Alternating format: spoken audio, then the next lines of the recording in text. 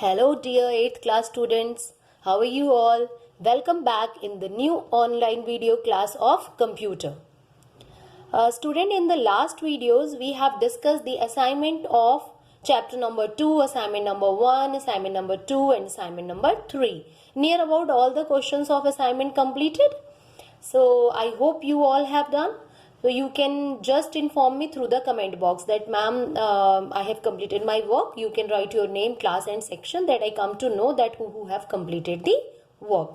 So in today's video, I will try to just wrap up all the topics together, what things we did in the earlier videos in very briefly. Okay, I will try to explain the topics, and then in the new video we will start exercise of chapter number 2. But in today's video we will just recap all the topics which we did earlier. So let's start today's video. You know that we are doing MS Access, and Access is a database management software. Okay, but first of all you all have to like the video and subscribe the channel, that you can come to know that which videos have uploaded and you can get the notifications. Okay, now student, you can see components of Microsoft Access interface. It is the full window of Microsoft Access. Whenever you will open the Microsoft, this window will open. So you should know the main components like quick access toolbar, document tab bar, title bar, you know, which contains the software name, file name and 3 control buttons: minimize, maximize and close button. Then ribbon. Ribbon is like the horizontal strip which contain the different tools which we use in a software. So collectively we call that strips as a ribbon. Now you can see status bar, navigation pane, okay, and the work area where you can do the work. So this is your components of Microsoft Access interface. When we will start the practicals in the lab, then I will explain you. And if you are also having the software, so you can also practice it. Okay, now let's start the recap.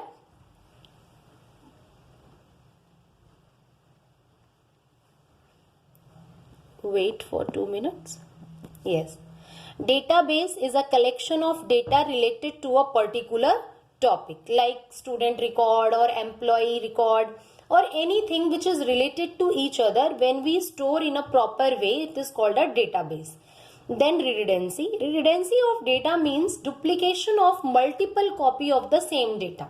Sometime when we are storing a record in a computer system and when we are saving it again and again, so many copies of the same database can be stored in our computer. So if you are having a good database management system, it will remove repeated data and it will save your storage. Okay, now inconsistency is mismatching of copies of the same data. Same data, it means that once you have saved a table with a name and you have written address or some phone numbers, but in the next table you are going to update it, like you want to change the phone number or you want to change the address, but in the previous table you have not updated, but the table is same, only the name is different, but one place data is something else, another place data is something else. So this is called mismatching of the data. Okay, and we call it inconsistency. Clear? DBMS is a set of programs to store and access the data in an effective and efficient way. Okay, each table in a relational database is called a relation. Each table. Then RDBMS is a software that helps to create, modify, maintain a relational database.